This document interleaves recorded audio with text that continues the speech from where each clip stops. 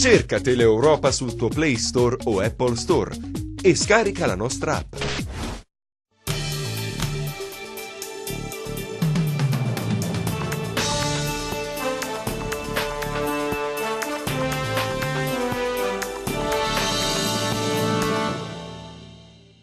A volte quando riavvolgiamo il nastro uno diceva cavolo, ci sono delle cose che forse avrei potuto fare meglio o forse un errore che ho commesso, forse avrei dovuto avere più coraggio. Per esempio mi viene in mente, intanto saluto Mario Muzzi, mi viene in mente la questione legata alle primarie allora, no? Quel passo indietro nella segreteria regionale del Partito Democratico. Erano gli inizi, era un momento, come dire, frizzante, pieno di entusiasmi, gonfio di aspettative, forse poteva tentare il salto, no? Sì, in effetti è stato un periodo che ha avuto lati positivi e lati negativi. I lati positivi sono stati quelli di una partecipazione vera, che è stata, diciamo, anche condizionata all'epoca dai partecipanti, per cui io devo essere molto sincero perché mi piace dare delle risposte che abbiano come base soprattutto la sincerità. Io sono stato un renziano della prima ora. Mi ero innamorato di Matteo Renzi perché portava una ventata di grande novità. Con Magorno? No, fammi completare. Io sono stato renziano prima di Magorno, perché Renzi l'ho conosciuto da presidente della provincia a Firenze, in occasione di un evento in cui io partecipai come rappresentante dell'APT. Non so se ci diamo del tu, dico, sì, se ti ricordi quando in Calabria successe quell'incidente a quel bambino americano. Sì. Adesso non mi ricordo. Nicolas Grini. Bravo, Nicolas Grini. Cioè. Abbiamo premiato i genitori e l'abbiamo fatto a Firenze. Io partecipai in nome dell'APT di Catanzaro. Lì conobbi Matteo Renzi.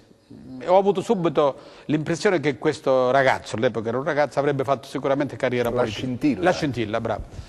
Quindi mi dichiarai renziano della prima ora, innamorato nel vero senso della parola. Adesso sono sempre convinto che Renzi sia un protagonista della politica italiana. Cautamente renziano. Cautamente. Non cautamente, addirittura adesso non più renziano. Quindi rinneghi perché no, non rinnego, riconosco gli errori che ho fatto io, ma sono pronto anche a sottolineare gli errori che ha commesso Renzi. Poi ne parliamo magari in un'altra occasione. Adesso tu mi hai citato le primarie calabresi, quindi quando ci presentammo dinanzi ai calabresi con due candidati che avrebbero comunque, chiunque fosse stato dei due vincitori delle primarie avrebbe vinto le elezioni, perché in Calabria purtroppo da 40 anni e oltre c'è un'alternanza che ha distrutto la nostra regione, quella tra centrodestra e centrosinistra. Vuol dire che ha fatto prima non ha fatto no, bene. Perché purtroppo chi amministra rispetto alle aspettative produce risultati che non vengono percepiti dall'opinione pubblica. Attenzione, anche i migliori presidenti. Io ho conosciuto anche il primo presidente della regione Calabria, Guarasci, che poi ho partecipato, mi ricordo, anche ai suoi funerali, ho visto quella moltitudine di gente come non ho mai visto in nessun altro funerale. Però nessun presidente, voglio dire, è riuscito a fare cose che poi lo portassero nelle condizioni di dire ripeto la mia esperienza. E per fare bene le cose in Calabria un quinquennio non basta, come non basta un quinquennio a un sindaco, attenzione, perché nei 5 anni si semina. Tu hai fatto il sindaco, no? Io ho fatto sì, la mia carriera è una carriera anche abbastanza diciamo nutrita di incarichi. Ho fatto il sindaco, ho fatto il presidente della comunità montana, il presidente dell'USL, il presidente del GAL, il presidente di un consorzio, il presidente della FILD, quindi diciamo mi porto a preso. Quali di queste esperienze ti hanno lasciato, come dire... La più bella esperienza è stata quella del GAL. Sai perché? Ti eri illuso di mettere insieme il GAL perché intanto è una creatura che ho fondato io, me la sono creata anche ad immagine e somiglianza all'interno del Chiaravallese, naturalmente era la zona dove io svolgevo i miei ruoli e le mie funzioni di politico. Quando ho messo insieme il pubblico e il privato, con un entusiasmo che non avevo mai registrato prima, ho capito che forse era quella e d'altra parte, tu adesso non so se conosci come si stanno svolgendo le attività nei GAL, però sono le uniche organizzazioni di territorio che ancora funzionano e sono nate, vada bene, alla fine degli anni 90. Quindi se già dura 30 anni è una cosa. Quindi quella del GAL, attenzione, era una prestazione gratuita, quindi, perché là solo le spese avevo.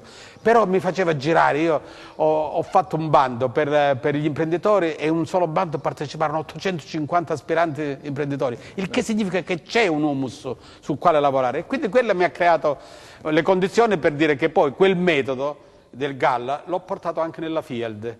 E devo dire che la Field, attenzione, qualunque sia il tuo pensiero e il pensiero di quelli che in questo momento guardano alla Field che è venuto dopo, è stata una cosa straordinaria. Lo sai che pronunciando questa cosa... No, io non ho timore di preoccupare, non solo non ho timore di pronunciare questo nome, se tu adesso uno va a parlare di sé è una cosa che non mi piace nemmeno, però vorrei che di quella Field tu sentissi altri, sentissi, che ti dico, il rettore dell'Università di Betlemme in America, oppure sentissi Giuliano Amato, oppure sentissi personaggi di fama nazionale a dire che se era possibile che in Calabria avvenissero quelle cose.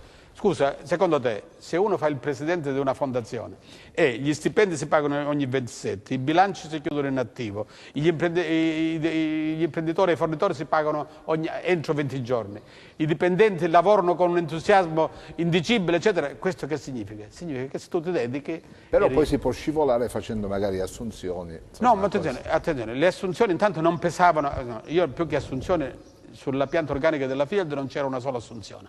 C'era solo il consiglio d'amministrazione composto da 3 persone, il comitato scientifico e basta, che però, attenzione, non pesavano sul bilancio della fondazione, perché li pagavamo con i progetti che facevamo per l'Europa. E quindi lì facevamo le selezioni, attenzione, lo dico con estrema franchezza, anche sotto forma di clientela. Però la clientela non è per forza un fatto negativo. Se tu la clientela la scegli e la scegli soprattutto guardando al merito. Però il merito, se non c'è il merito... Appunto, guardando il merito, d'altra parte abbiamo fatto progetti straordinari, ancora oggi si parla di quello. Poi attenzione, poi succede che arriva qualcuno, si prende il capitale sociale, si prende i soldi dei progetti, si riporta altrove, quello è un altro discorso, attiene alla Senti, capacità. come metti insieme, perché tu sei come dire, un grande estimatore del pensiero politico di Loiero, no? L'ex presidente della Regione. Amico di Agazio Loiero. Amico di Agazio Loiero. Come lo leghi il pensiero di Loiero, l'azione politica di Loiero con l'istinto rivoluzionario del Renzi prima maniera? Come le hai fatte conciliare? Allora, perché con Loiero forse avete un'origine comune, quella democristiana. No, aspetta. Allora, nella Democrazia Cristiana io non ero con Agazio Loiero. Nella Democrazia Cristiana il mio percorso parte da Riccardo Misasi, arriva a Carmelo Puglia, e solo nell'ultima parte, quando arrivò, la unica preferenza fu con Agazio, che conobbi, diciamo, nel periodo del suo massimo splendore anche culturale, perché lui, se ti ricordi, scriveva sulla Gazzetta del Sud. Sì, questa rubrica. Bravo, una rubrica, eccetera, che io leggevo in continuazione, e da lì nacque l'amicizia con Agazio. Però ti vorrei ricordare, dato che tu mi dici questo, che io sono stato l'unico tra quelli che stavano alla corte di Agazio, chiamiamolo così, che gli aveva detto fino alla fine di non candidarsi nel 2010. E lui lo riconosce, avevi ragione, perché lui era convinto di vincere, perché soprattutto i cortigiani, adesso tocco un tasto che a te forse non piace, i cortigiani di provenienza ex comunista, gli dicevano, Agazio, candidati da solo che vinci. Agazio, non ti candidare perché sai perché non ti vota il PD, non ti votano i sindaci. Ma non lo volevano? Non lo volevano. Non perché non aveva fatto bene, perché non lo volevano, perché lui era uno che non... Allora, non mi piace citare le cose che ho fatto, ma se leggi nel mio libro Poteri e Poteri si fa riferimento ad una famosa cena organizzata da Paolo Naccarato per mettere insieme i pezzi del Partito Democratico che non volevano Agazio Loiero candidato. Però fece una forzatura e Loiero si candidò. No? Fece quella serie di riunioni fatte in maniera... Sì, i famosi caminetti di cui oggi tutti quanti si vergognano di parlarne, però sono quelli che hanno rovinato anche Loiero. Era convinto che lo votassero tutti, invece non lo votò nessuno, perché al massimo hanno fatto pure voto disgiunto. Allora, raccontami un po' come lo leghi queste due... Quindi come leggo queste cose? Intanto mi permetto di dirti che anche Loiero ha votato Renzi. In tutte le sue occasioni in cui Renzi fu nell'agone per le primarie prime, per le primarie dopo, Agazio Loiero lo ha votato. Dunque, che cosa c'era? Allora, io di Agazio Loiero, torno a ripetere, sono innamorato soprattutto del suo aspetto culturale, cioè mi affascina, così come all'interno del PD tra Renzi e Gianni Cooperlo, sceglierei volentieri Gianni Cooperlo, perché mi affascina, voglio dire io, l'eloquio. E Acacio questa cosa, tu lo sai meglio di me, è vero che scrive meglio di come parla, però quando parla ed è in forma ti trascina e ti porta dietro. Quindi ammaliato da questa... Però, attenzione, ma tu ci credi al sentimento della riconoscenza in politica? Non esiste. Non esiste, Nella vita. Benissimo, non esiste nella vita. Acacio Loiero è uno di quelli che sostiene che questo sentimento esiste fino alla vigilia.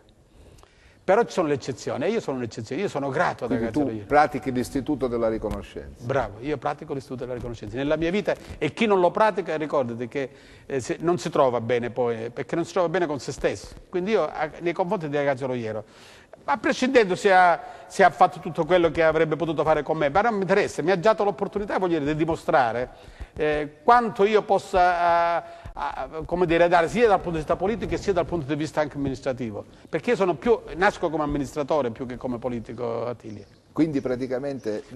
Quindi Loiero, punto di riferimento. Poi Loiero che cosa fa?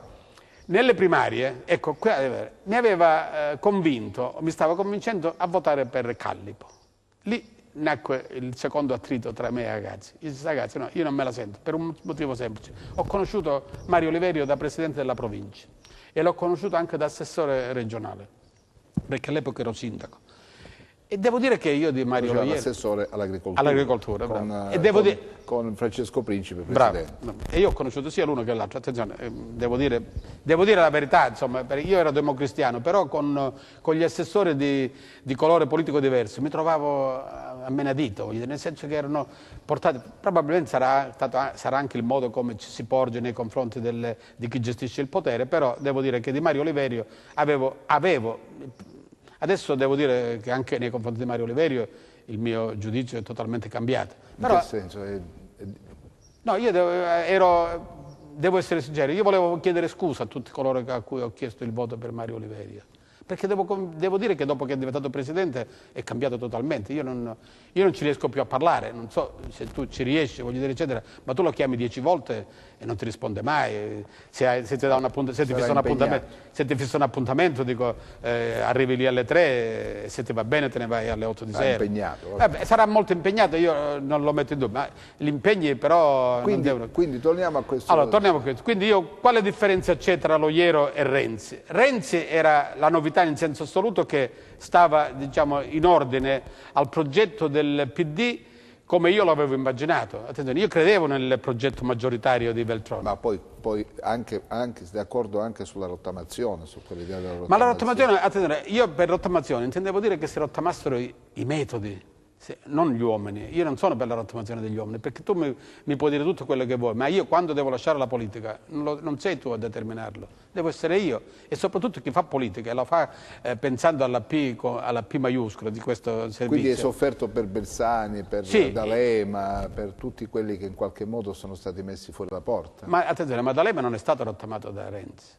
Vabbè, ma comunque diciamo... No, dobbiamo dire le cose come stanno. D'Alema era stato già non candidato da Bersani, quindi di che cosa stiamo parlando? Poi lasciamo stare questo discorso della rottamazione, diciamo, che mi mette... Quella parte però del Partito Democratico ancorato alla sinistra storica, insomma...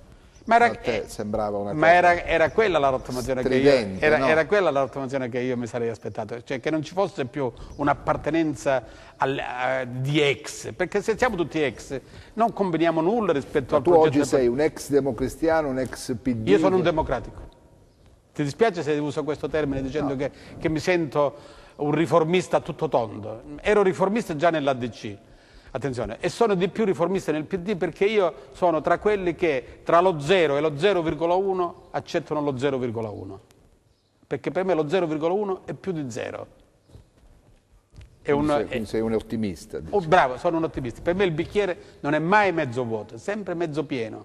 Guai a non pensare con ottimismo nella vita. Poi comincia questa stagione del renzismo, allora che fai? Incroci inevitabilmente Magorno. No, te la racconto tutta. Sì. Allora, io incrocio Magorno e lo incrocio nei primi incontri che facciamo. All'inizio quasi clandestini. Dire essere renziani all'inizio era una cosa complicata. Adesso che vedo tutti questi renziani, molti di questi, sai cosa mi dicevano? Se vince Renzi io devo valutare se rimanere o meno in questo partito. Adesso sono i renziani sfegatati, Ecco dove... Vabbè, ma non ce ne sono più adesso, però insomma. Ma non lo so, ancora c'è Magorno che viene nelle riunioni e la prima cosa Vabbè, che c'è dice: campo aperto, ero renziano, sono renziano e morirò renziano. Io non so che significa. Io adesso mi piacerebbe che da democratici noi ragionassimo sugli errori di Renzi. Allora andiamo al racconto di questo. Allora io incrocio Magorno in queste riunioni e assieme a Magorno arriva Reggi, arriva Lotti. Arrivano diciamo, i cosiddetti appartenenti al cerchio magico di Renzi. Toscano. Quando si fanno le elezioni per il segretario regionale, in una riunione di Lamezia Terme, Magorno, mentre si presenta, gli scappa una cosa dalla bocca che mi ha lasciato. Dice: io pur di diventare segretario regionale faccio patti col diavolo.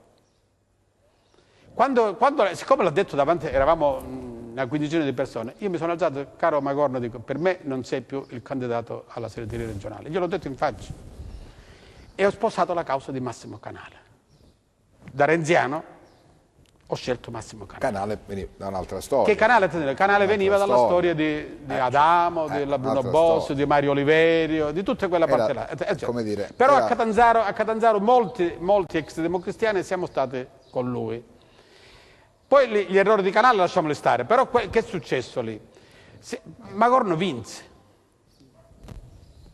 Quando vinse ci trovammo al T-Hotel alla prima riunione e la prima cosa che fece, anziché riconoscere quel 45-46% di gente che non l'aveva votato, ha pensato bene di fare l'accordo con alcuni e immediatamente tentare l'accordo con la parte che lo aveva avversato. E quindi si è legato al carro poi di Mario Oliverio e di Nicola Adamo. Vabbè, una politica, come dire, realista. Ma non era la politica di Renzi. Cioè realista. Non era è la politica realistica, bravo, il realismo della politica. Tutto questo mi ha fatto pensare, e poi i fatti mi hanno dato ragione, che questo pensasse solo e esclusivamente alle sue vicende personali. E io in politica mi permetto di dire, sarò un'eccezione e sarò anche uno, non dico il termine perché siamo in televisione, che non ha saputo mai farsi i cavoli propri, ma per me la politica, io che vengo dal mondo cattolico, te lo voglio dire in modo tale, io avevo anche un fratello sacerdote, quindi ho avuto vicende nella mia vita che mi portano non solo ad essere cattolico, ma ad essere credente più di quanto si possa credere. Quindi adesso, diciamo, ti trovi vicino all'espressione politica di Viscomi, perché anche bravo, adesso, ma Viscomi perché Viscomi? Ma Viscomi perché c'è la qualità. Viscomi perché c'è la capacità, Viscomi perché c'è la preparazione, Viscomi io l'ho conosciuto, voglio dire, operare sul campo. Si è trovato a disagio in una giunta regionale in cui la sua vicepresidenza non veniva affatto presa in considerazione, diciamolo con molta franchezza. Però adesso è un riferimento, secondo me, culturale che secondo me vale la pena sperimentare fino in fondo e vedere dove può arrivare. Un tempo si diceva una parola brutta, cattocomunisti, no? Ma questa parola cattocomunista, no, io non sono stato mai un cattocomunista, io ho fatto la mia vita nella Democrazia Cristiana ai tempi in cui con i comunisti si arrivava anche, voglio dire io, alla via di fatto, allo scontro frontale. Ad Amaro, voglio dire, io ho vissuto 15-20 anni di scontro politico con i carabinieri sempre presenti nel paese, quindi, ma attenzione, c'era l'idealismo e quindi adesso con quei comunisti mi trovo nello stesso partito. Anzi, adesso non più perché molti se ne sono andati a Leo, il mio amico Arturo Bove ha lasciato il PD, ma io resto fedele al progetto del Partito Democratico. Non l'hai mai valutato come opportunità? No, Leo più lei che Leo. Non esiste. Più lei che Leo, non so se mi spiego. No, non esiste. Quindi, mentre il PD che adesso tenta di adesso questo PD, dove si trova? Ecco, questo è il discorso. Io il PD di Veltroni vedo che non c'è più. Il PD di Renzi, del Renzi iniziale... Anche se ha tentato Veltroni nei giorni scorsi, una lunga intervista al Corriere della Sera, lasciata al Corriere della Sera, ha recuperato certi passaggi.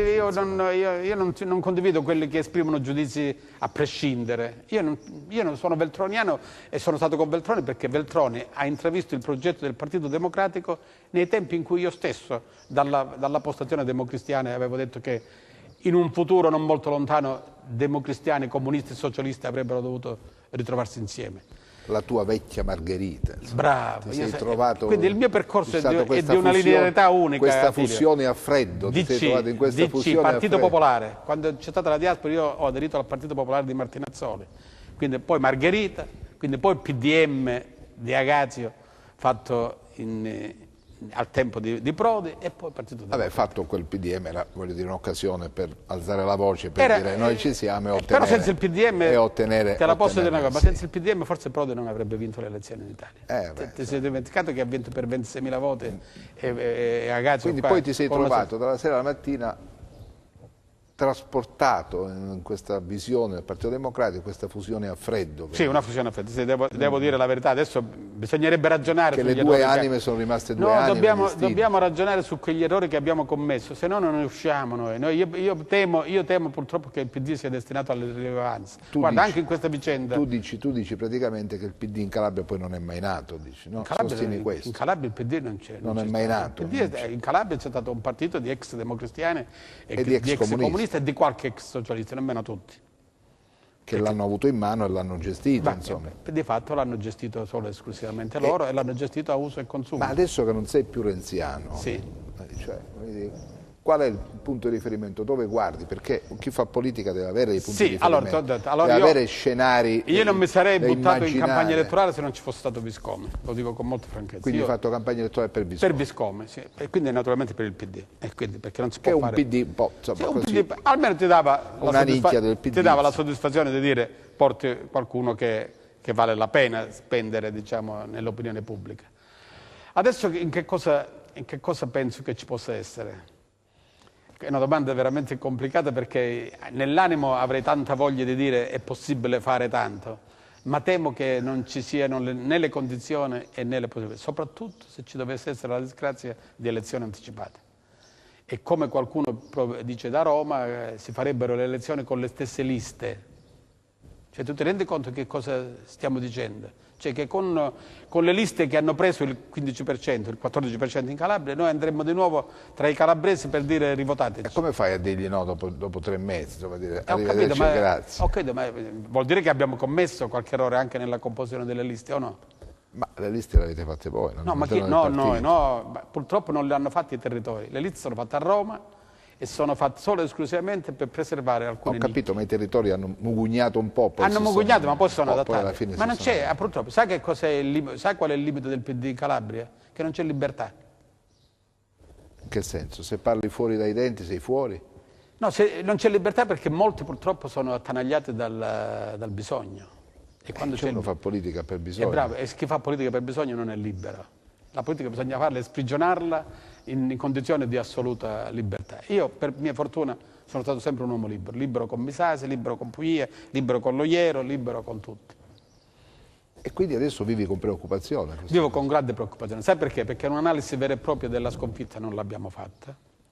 Ma al di là degli errori commessi in sede di governo, le scelte fatte, le cose, ma c'è secondo te l'elemento principe che ha consentito poi, che ha determinato questo crollo del partito? Beh, il crollo del partito è frutto non di un solo evento. Ma uno scatenante, la causa secondo te? La causa scatenante secondo me sono stati due errori strategici, Attilio. Il primo quando abbiamo preso il 41% alle europee. Che sembrava... No, lì bisognava subito sciogliere il Parlamento e andare alle elezioni. E quindi tu avresti realizzato e messo subito in conto che il risultato sarebbe stato analogo. Secondo, di fare il referendum e di personalizzarlo come ha fatto Renzi. E in ogni caso, dopo il referendum, consentire la nascita del governo Gentiloni. Attenzione, amico mio, anche Gentiloni. Però, anche lui ex democristiano. Anche lui democristiano, però anche lì bisognava capitalizzare il 41% del referendum. Questi gli errori strategici. Sul piano invece generale è venuta meno la base fondamentale, cioè la credibilità. Renzi ha perso la sua credibilità. Ecco perché, se no è inspiegabile come uno che diventa all'improvviso padrone dell'Italia, perché c'è stato un periodo in cui era padrone, ha fatto Mattarella presidente, ha fatto tutto quello che ha voluto, all'improvviso crolla. Perché? Perché non è più credibile. Quando tu sui territori porti gente, voglio dire io, del calibro delle allevature di Magorno, oppure in Sicilia di Faraone, oppure in altri posti, immagino, dello stesso lotte, la gente non ti crede più. La gente dice, vabbè, se è questo il Partito Democratico lasciamoci stare. E lo hanno severamente punito. Io mi auguro e penso che sarà così. Siccome io credo nei corsi e ricorsi storici, ci sarà di nuovo la rinascita del PD. Un progetto così non può morire per colpa di qualche cerchio. In politica quando hai tutto in mano vuol dire che non hai nulla. Bravo, perché purtroppo oggi come oggi il consenso non è più determinato dal potere, attenzione, questo è il consenso è determinato se tu dall'ansia della gente di avere una risposta alle sue esigenze. Noi siamo stati lontani dal disagio, siamo stati lontani dai bisogni, non abbiamo parlato alla gente. Ci fermiamo, c'è la pubblicità, ci vediamo tra poco.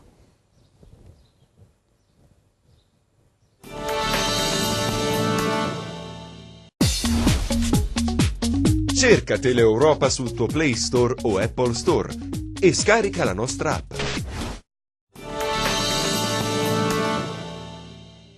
Allora, torniamo in diretta. Mario Muzzi, hai consegnato un bel pacco di roba al PD, Ma un bel pacco di roba. Io devo essere ottimista per forza, altrimenti tutto quello in cui ho creduto è come chi ha la fede. Lo so che parlare di fede in politica è una cosa fuori tempo, però se non hai questo dono non puoi andare avanti nella vita. Attenzione, io non riesco ad immaginare, per esempio, io non mi domando mai l'interlocutore che soggetto è, eccetera. Io cerco di pensare che come me ognuno debba avere, voglio dire, qualcosa in cui credere. Senti, ma il PD che ha affrontato le elezioni, le ultime elezioni, ti ha contattato, ti ha voluto accanto, ti ha chiesto qualcosa, no, un parere? Assolutamente no, perché non ci sono state, attenzione, il PD non esiste come organizzazione in Calabria. Purtroppo amaramente lo devo dire, perché ci sono solo gruppetti e comitati elettorali. Non avete fatto mai una riunione regionale? No, certo non ci sono state riunioni, ma non abbiamo, la stessa assemblea del PD. Ci sono stato, certo, ma allora, io ho notato, voglio dire, che non c'è una capacità autocritica affatto. Cioè, lì, quelli che sono andati a parlare erano i responsabili della sconfitta. E mai qualcuno che dicesse ho sbagliato pure io. Un'ammissione parziale di Magorno, però poi condita dal fatto che sono stati gli elettori che non ci hanno capito. Ma come mai si dice una cosa che sono gli elettori che non ci capiscono? Forse non abbiamo comunicato bene. Ma che cosa possiamo comunicare noi ai calabresi dopo 4 anni di gestione Oliveria? Ma adesso partecipi a questo congresso? Certo che partecipo, sperando che si faccia. Io penso che sicuramente la data indicata da Magorno non è più possibile, per un semplice motivo, non sappiamo ancora se si forma questo governo o meno, però si faranno, si devono fare... Quale soluzione? Io la soluzione... Allora, intanto io sono convinto che in Calabria ci sono molte menti pensanti che potrebbero assurgere alla guida di questo partito. Ritengo che sia il tempo ormai di dare spazio alla cultura politica, per cui dobbiamo immaginare non più gente portatore di potere, perché se tu guardi i risultati elettorali, penso che un analista come te li abbia guardati, noi abbiamo perso nei posti dove è più forte sulla carta del Partito Democratico, la sconfitta più forte l'abbiamo avuta in provincia di Cosenza. Eppure la provincia di Cosenza c'è il segretario regionale, il presidente della provincia, la maggior parte degli assessori regionali, eccetera. Ci sarà un motivo per cui perdiamo nella provincia dove abbiamo maggiormente il potere. La percentuale più alta dei grillini l'abbiamo avuta a San Giovanni in Fiore. Vabbè, questo è ovunque. No, ovunque non è vero. Hanno vinto ovunque, ma in alcuni posti hanno vinto con accentuazione. Perché i sindaci non portano più potere perché non danno risposte. I consiglieri provinciali idem compatati, i consiglieri regionali non ne parliamo affatto, sono tutti scontenti, quindi c'è un clima così lugubre quando facciamo le riunioni che io sono veramente preoccupato. Il consenso per tornaconto forse è finito. Allora, scusami, io lo voglio dire come te. Intanto un dato positivo, ma l'accettare il risultato del PD di questa competizione elettorale è stato che è tornato il voto di opinione. I grillini hanno vinto anche dove non c'erano candidati.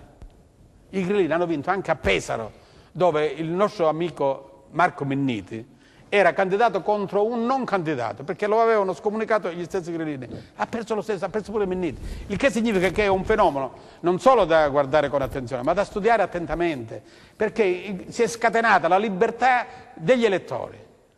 Gli stessi, io faccio delle considerazioni che spesso e volentieri non vengono viste bene, ma io sono convinto che il 90% dei dipendenti regionali ha votato Grillo.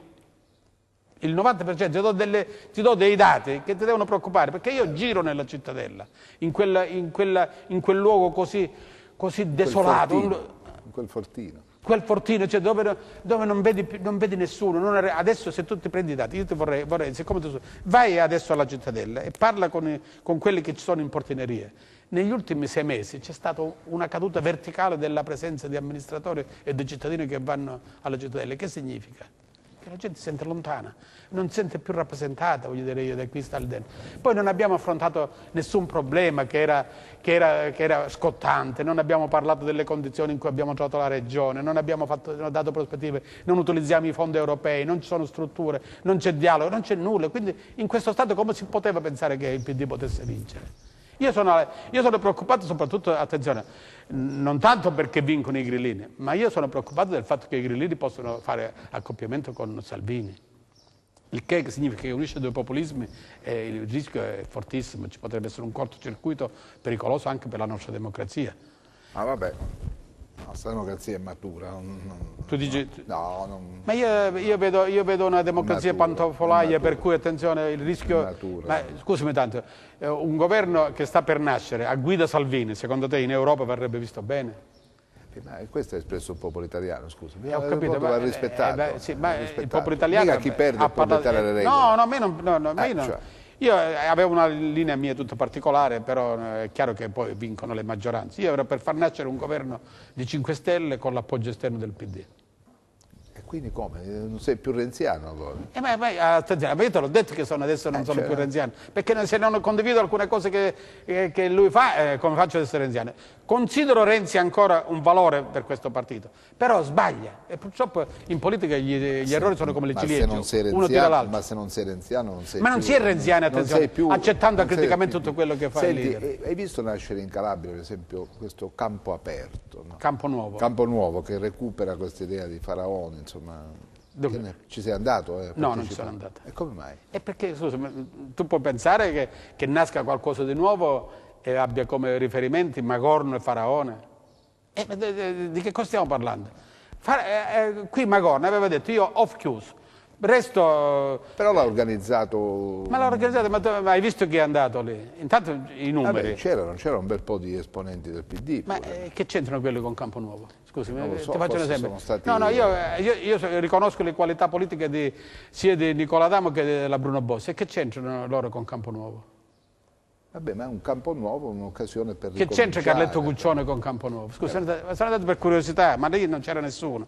Cioè, lì ancora abbiamo dato spazio a gente, voglio dire io, che è stata la firmataria della catastrofe elettorale. E questo non va. C'è una regola fondamentale in politica, la voglio sottolineare, che dice, senza che chi perde si deve mettere di lato. Io non dico si deve mettere da parte, perché non sono per il sostituismo. Non sei per la rottamazione? No, non so, io sono per trovare il modo come far stare tutti insieme, però sapendo che se sono in competizione Attilio Sabato e Mario Muzzi, se Attilio Sabato guida e perde, si mette da parte dalla possibilità Mario Muzzi. Poi se perde pure Mario Muzzi ci mettiamo da parte entrambi e troviamo un nuovo... Questa è la politica, almeno così me l'hanno insegnata. Io vengo da un partito in cui quando si perdeva lo 0,1% si dimetteva De Mita e si dimetteva Andreotti. Però tornavano sempre, perché però poi tornavano. voglio dire, si torna. A volte ritorna. Ma adesso la politica è cambiata, non siamo più a quel tempo. Allora potevi assistere per esempio all'altra iniziativa che è quella di Bevacqua, zona Dem. Non ci sei andato. A parte il fatto che non mi hanno manco invitato, quindi io sto partecipando al lavoro che si sta mettendo in campo con i cosiddetti ricostituenti, dove non accetto tutto di quello che è. Però tutti gli ex? No, tutti gli ex. No, non è vero che ci sono tutti gli ex. Non è affatto vero, sono ragazzi di 20 anni che partecipano. Ci sono ex consiglieri regionali, ex presidenti della regione. Sì, no? ci sono, è vero. Vabbè, ma perché tutti questi non hanno diritto più di dire la loro? Ma hanno già dato, hanno già avuto, voglio dire. Ok, adesso vogliono dare. Attenzione, nessuno di quelli che tu hai nominato ha più velleità elettoralistiche. Fatto salvo che non ce l'abbia, voglio dire io, all'interno del comune dove fa la propria azione politica, ma non immagino più un loiero che si possa tornare attivo, oppure non lo so, sono tanti là. Alzano la posta, alzano l'attenzione. No, vogliono dare una mano perché sono stati messi da parte. Un pezzo di visibilità. Ma dimmi una cosa, io ti faccio un esempio, secondo te ti pare giusto che uno come Agazio Loiero, che viene chiamato da Roma, dice torna nel PD, fa una manifestazione, eccetera, e poi non lo chiamano più per dire senti, dicela tu almeno. E questo è un modo di fare politica. E questo ha fatto Magorno. Quindi è inutile che... io non so ancora come ci posso trovare qualcuno che lo difende. Ma tu che hai detto prima, quando uno perde, si mette di lato. E questi sono messi di lato. Adesso vogliono dare una mano. Non si presentano loro come candidati, attenzione.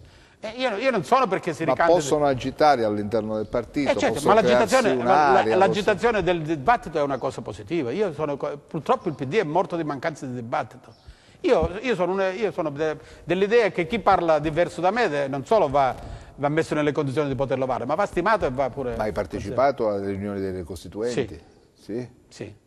Ti posso dire che... c'è un po' di tristezza in questo, un po' di... un po' di malinconia. Come eravamo è sempre una cosa... io non l'ho portato qua, ma avrei potuto portarti il documento che ha fatto penso un sindaco del Cosentino, che ha basato tutto il documento sull'intervento che avevo fatto io, dove mi sono permesso di dichiarare, non accettato da tutti, che le responsabilità della sconfitta non erano di Magorno solo, ma erano anche nostre.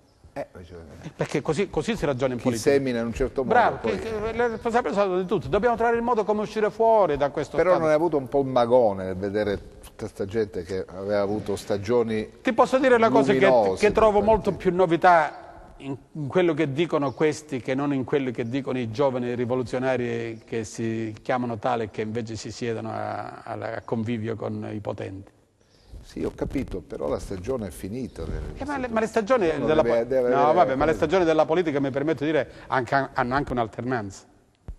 Dopo un'estate ne arriva un'altra estate, dopo una primavera ne arriva un'altra. Poi è vero che ce ne sono 4, però non significa che 4 durano per tutta la vita. Senti, ma come con i ricostituenti, volete in qualche modo anche giocare una vostra partita elettorale? No, noi vorremmo regionali? Alle regionali certamente sì. Sì. Ma alle regionali, attenzione, alle regionali io sono tra quelle che ipotizza l'idea di un coinvolgimento del civismo in modo massiccio. Quindi ricostituenti aprono alla società civile, certo, non al PD. No, e anche al PD. E anche al PD. Come dire, vogliono rappresentarsi come punto di riferimento. Un PD che discute serenamente però sulle opportunità di riconquistare. Punto di riferimento di queste due grandi aree della società, no? Della società civile e del PD, eccetera. Ragionare, metterci insieme e trovare tutto. Ma voi pensate che nel PD facciano fare questo ai ricostituenti? No, non lo devono fare ai ricostituenti, lo si fa insieme, noi e loro. Ma non mi pare. Non loro da solo. Ma il PD non mi riferisco al film di Sorrentino, loro uno, loro due. No, ma non mi pare che il PD abbia sempre visto con particolare simpatia. E se non guarda con simpatia, il PD non sarà della partita elettorale nemmeno con numeri. Ma i ricostituenti hanno anche la forza evidentemente di proporre il loro candidato? No, vogliono contribuire alla scelta del candidato. Ma suggerire qualche nome sì, insomma. Nome che siano percepiti come vincenti. Ah sì. Quindi vede che c'è l'interesse, l'obiettivo è elettorale, insomma. Però non c'è nessuno di quelli. Cioè non è che tu vai lì, ti riunisci perché devi ragionare... Si parla un po' di tutto. La politica è fatta poi di obiettivi. La politica è fatta anche di obiettivi, ci mancherebbe se non ci fossero gli obiettivi. Gli obiettivi quali sono? Intanto quello di poter far superare questa fase di crisi al partito e quindi di immaginare una classe dirigente del PD alternativa a quella che ha portato le sconfitte, che non sono state solo quelle ultime. Che non possono essere però i ricostituenti. Che non possono essere nemmeno i ricostituenti. Insieme, sto dicendo, siccome c'è la possibilità di trovarli insieme, questo ci vuole l'umiltà di capire che bisogna stare insieme. Mario, ma se il PD non avverte, non sente, non percepisce... ce ne faremo una ragione. Quindi voi andate avanti lo stesso. Certo, ci mancherebbe, non si abbandona questo progetto. Ma la cosa fondamentale è quello intanto di dare vitalità al partito. Il primo obiettivo è quello, di contribuire a far riportare nell'opinione pubblica, nell'immaginario collettivo, che c'è un partito ancora che guarda ai loro bisogni, che allo stato attuale non viene percepito. L'idea che si è fatta la gente è che si hanno fatto delle liste per rassicurarsi, uno è il posto di senatore, l'altro e 2 è il posto di deputato, il resto non c'è stato nulla. Senti, ma torniamo sui ricostituenti. I ricostituenti allora si sentono parte del PD? Sì, la maggior parte del PD, alcuni no, alcuni propenderebbero per fare... Cioè perché c'è anche un'area, un troncone ex socialisti, sì, diciamo, che pensano ancora... alla ricostituzione del Partito No, Socialista. che pensano ancora come socialisti. Pensano ancora come socialisti. Io invece, ecco, mi permetto di dire, io non penso più come democristiano, non riesco ad immaginare quando mi chiamano per dire, senti, rifondiamo la DC. non ci sono più le condizioni storiche. C'è una cosa nuova. Bisogna pensare a cose nuove. Il PD è una cosa nuova ancora. Quindi i ricostituenti vogliono fare i padri fondatori di questo nuovo percorso? Di questo nuovo percorso del PD. Infatti noi stiamo cercando disperatamente di poterci collegare anche a Roma con la parte culturale del Partito Democratico. E con chi? Con Gianni Cooperlo, per esempio. Ti sembra una cosa nuova? Quindi anche questo, noi stiamo contattando Gianni Cooperlo e pensiamo di fare un grosso convegno, un'iniziativa, ecco, una grossa iniziativa, la ripartenza del PD con Viscomi e Gianni Cooperlo. Bella, Tentate, no? questo ancoraggio Questo regionale e nazionale. Ancoraggio, bravo. E il PD starà a guardare. E il PD non penso che non può più stare a guardare. Adesso prima aveva l'alibi del risultato elettorale che non c'era. Adesso quest'alibi non c'è più. Però non può fare sponda. No, non deve fare sponda su questa cosa qua. Però deve capire che ci siamo pure noi e che non è che deve fare i conti con noi. Deve considerare le opportunità che noi offriamo di dare al PD una nuova linfa, un nuovo appeal, un nuovo appeal. Ma il protagonista di questa è Cesare Marini? No, ma Cesare Marini è uno di quelli che partecipa. Noi, se dobbiamo essere sinceri, forse la leadership di questo gruppo, sia pure non materializzata ancora, penso che sia in Agazio Loiero. Che non ha velleità. No, che non ha velleità, però che sta lavorando e penso lavori assieme a noi per trovare qualche personaggio, voglio dire io, in grado di scardinare questa resistenza che c'è dell'elettorato nei confronti del PD. Credo che forse qualche nome già cominciate a nome ce ne sono tanti, attenzione. Io non penso che la Calabria sia destinata per forza ad essere consegnata nelle mani del centrodestra o nelle mani dei grillini. È un'ipotesi sicuramente molto accreditata, ma non ne sono convinto.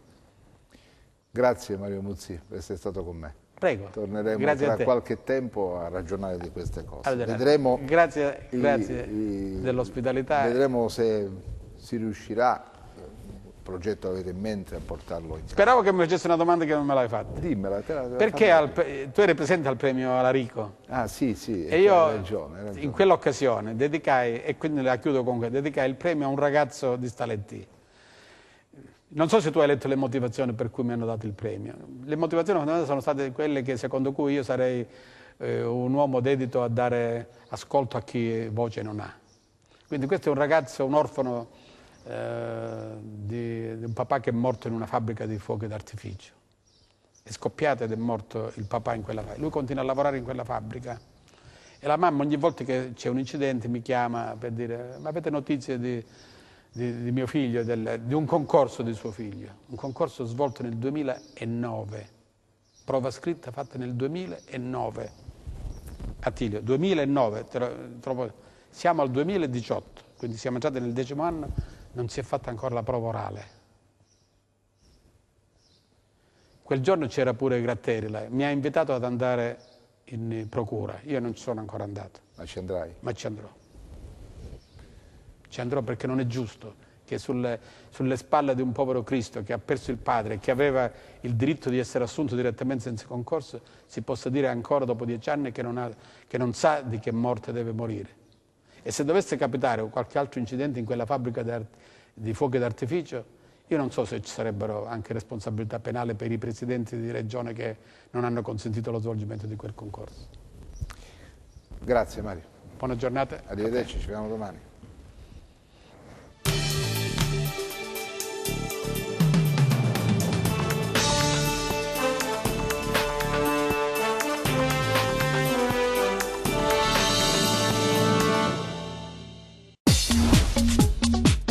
Cerca Teleeuropa sul tuo Play Store o Apple Store e scarica la nostra app.